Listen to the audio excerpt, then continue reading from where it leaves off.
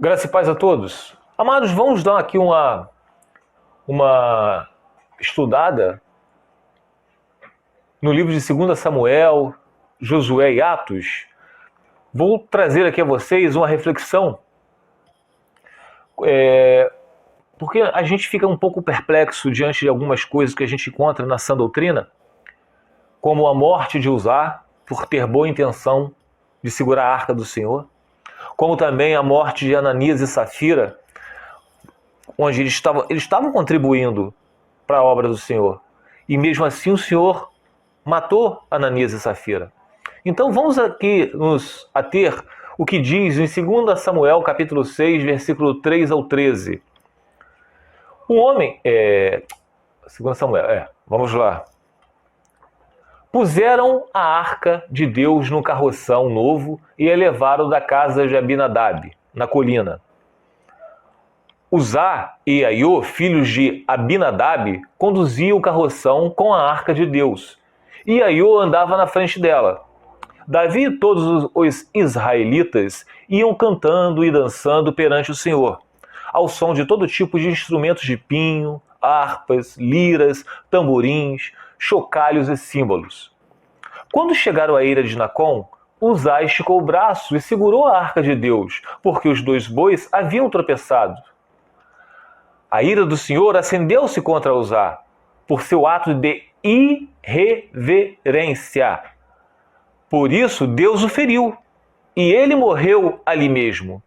Irreverência. Vamos ver aqui no dicionário o que significa irreverência. Ausência de reverência, falta de respeito, desacato, ação, comportamento ou fala de irreverente. Ficou famoso por suas irreverências. Então, irreverência. A ira do Senhor acendeu-se contra Uzá por seu ato de falta de respeito. Por isso Deus o feriu e ele morreu ali mesmo ao lado da arca de Deus. Então, ele tinha que ter respeito, ele tinha que ter reverência nas coisas do Senhor. Por isso Deus matou Uzá. Não é porque Deus é injusto, Deus é ruim. As coisas de Deus temos que prestar muita atenção. Quando a gente lê lá no livro de, se não me engano, é lá nos primeiros livros da Bíblia, Levítico, quando fala sobre que o povo de Deus tinha que ter a medida para a cor de cortinas, a medida de cada objeto, a unção dos objetos. Qual de nós não passamos por esses estudos, achamos um pouco cansativo? Mas Deus nos mostra, se Ele fala que tem que ser um objeto, tem que ter uma altura de 3 metros, exemplo, mas a largura de 3,7 centímetros, não pode ter 1 centímetro a mais nem a menos. Então, Deus sempre está nos mostrando que tem que ser de acordo com como Ele fala. E não de acordo com o que nós vamos achar. Mesmo nós tenhamos boas ações. Tanto é que lá no livro de Apocalipse fala o quê? Aquele que acrescentar uma vírgula sequer nesse livro ou tirar, estará em a maldição. Então, meus amados, o mal das pessoas hoje em dia é que elas, no decorrer de milênios, gerações e gerações, nós estamos agora no século tal. É outra coisa. A Bíblia está obsoleta. Vivemos em uma outra geração. Então o Evangelho hoje não é teocêntrico, é antropocêntrico, onde o homem é o centro do universo e não Deus.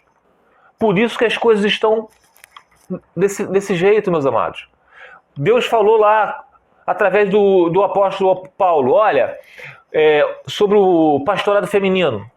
Aí hoje, o feminismo dentro da igreja, tá? O feminismo dentro da igreja institui o quê? Pastorado feminino.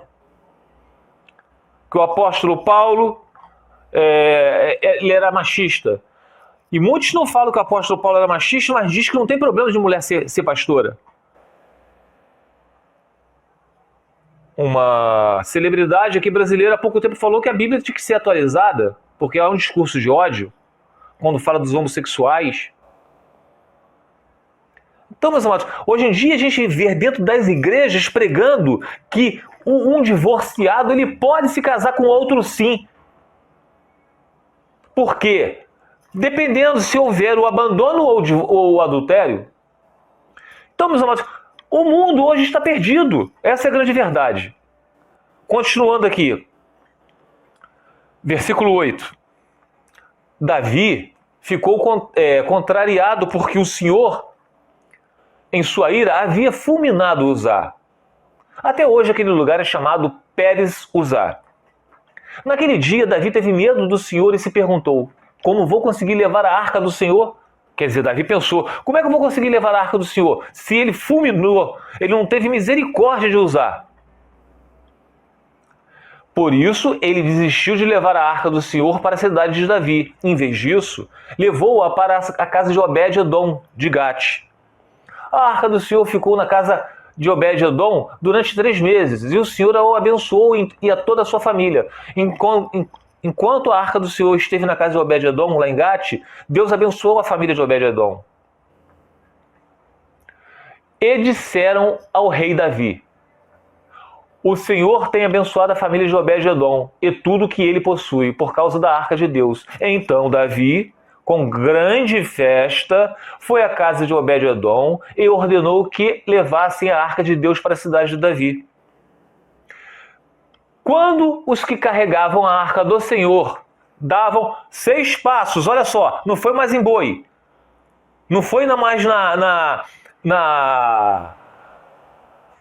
carregando em boi, e sim como o Senhor queria, como era a ordem do Senhor, a pé, através dos levitas, segurando nas hastes. Eles sacrificavam um boi e um novilho a cada 6 passos. Em temor ao Senhor, em arrependimento. A gente não pode conjecturar aqui, de repente, Davi, aquele povo, nós estamos agora em outra geração. Antigamente carregava andando, mas hoje temos bois. Hoje nós podemos fazer que nós estamos em outras gerações. Isso é só conjectura aqui, tá? Mas isso mostra o que pra gente, meus amados? Que as coisas do Senhor, se Ele falou que tem que ser feito X, é em X e não em Y, porque vocês acham que nós estamos na atual geração, as coisas estão modernas. Se é em X, é em X. E no livro de Josué, capítulo 3, versículo 6, diz o seguinte: e falou Josué aos sacerdotes, dizendo: levantai a arca da aliança e passai adiante deste povo. Levantaram, pois, a arca da aliança e foram andando adiante do povo. Mostra que era andando que se levava a arca do Senhor. E não em carro de boi. Assim é o pastorado feminino. Não existe pastorado feminino. Assim é o dízimo. Dízimo era para a época quando existia o tabernáculo, na antiga lei. Hoje em dia, nós somos o tabernáculo. Hoje em dia, não existe dízimos, porque não existe mais sacerdotes nem levitas, e nem sacrifício de animais. As coisas têm que ser feitas de acordo com o que Deus ordena, e não nos nossos achismos.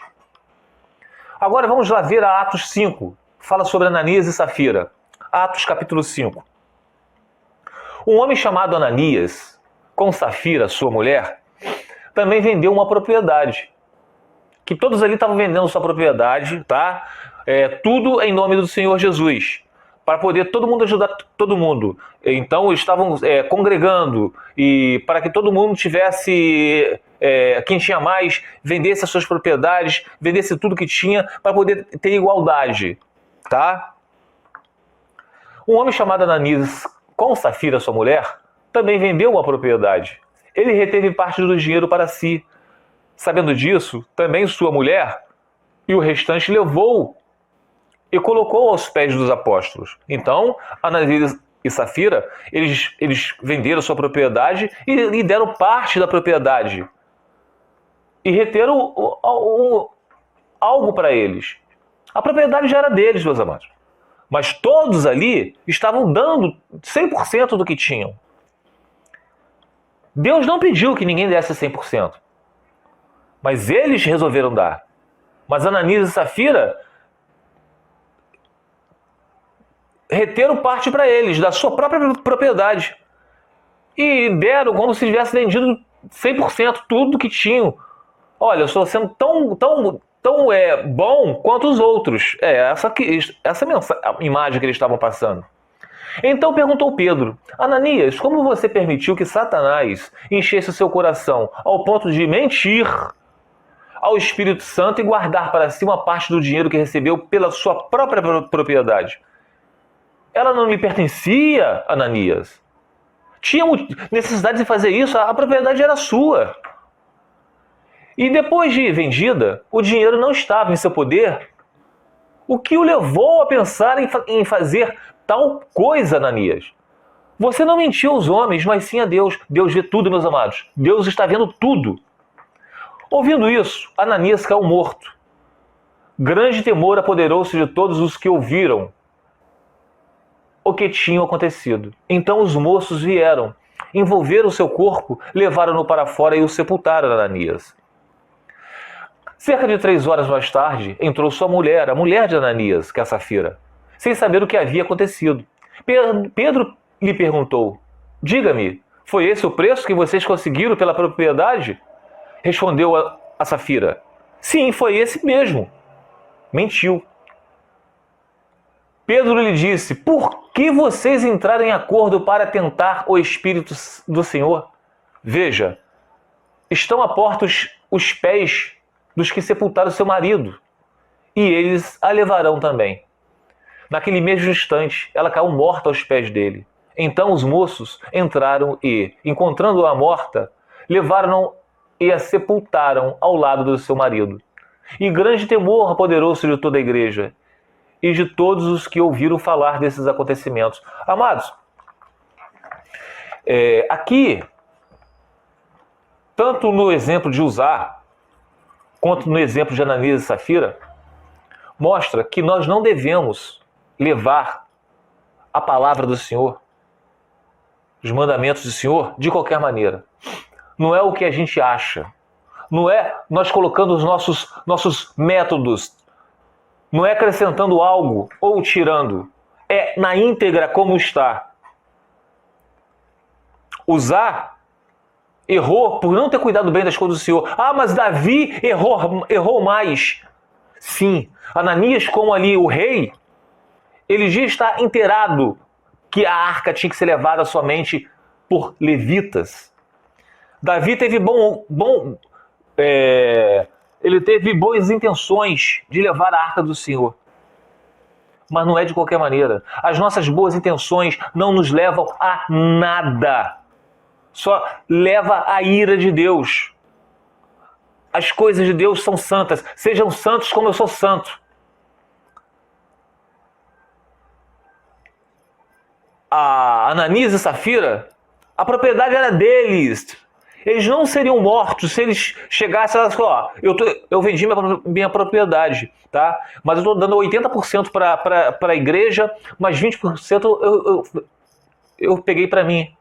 Acabou. Eles não iam ser fulminados, porque eles não estariam mentindo para Deus. Eles estavam sendo sinceros. Mas pela mentira deles, eles foram mortos pelo Senhor.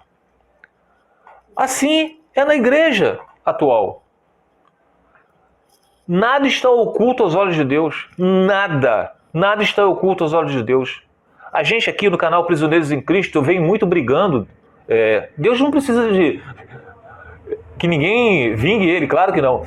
Mas a gente, eu venho sempre ali repudiando os falsos mestres, homens que se dizem ser de Deus, que têm diploma de teologia, mas que pregam heresias.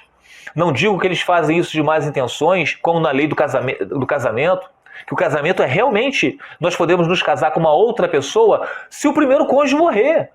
Não se ele for infiel ou se ele nos abandonar. Se ele ainda está vivo, nós não podemos nos casar com outro. Mas existem outras pessoas que pregam diferente. Que se houver o adultério ou o abandono, o repudiado pode se casar com o outro. Isso não existe na sã doutrina. Isso não existe. Ah, mas eles são casados direitinho, nada vai acontecer com eles. Quem disse isso?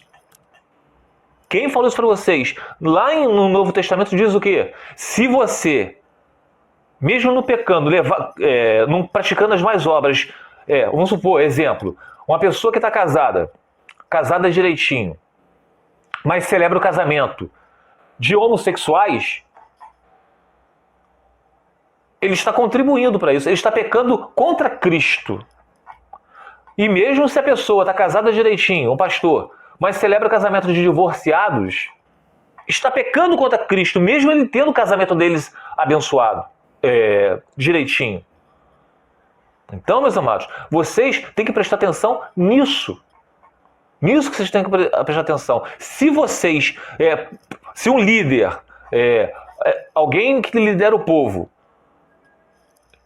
ou nós mesmos que pregamos a palavra, mesmo na nossa ignorância, no caso, vamos supor que se eu estivesse pregando que pode se casar de novo, mesmo depois do divórcio, vamos supor que eu não esteja fazendo isso de más intenções, porque eu creio que pode se casar de novo. Exemplo, eu estou pecando, mesmo na minha ignorância. Aquele que pecar sem a lei, perecerá. E aquele que pecar sob a lei, pela lei será julgado. Fique os irmãos na paz do Senhor Jesus.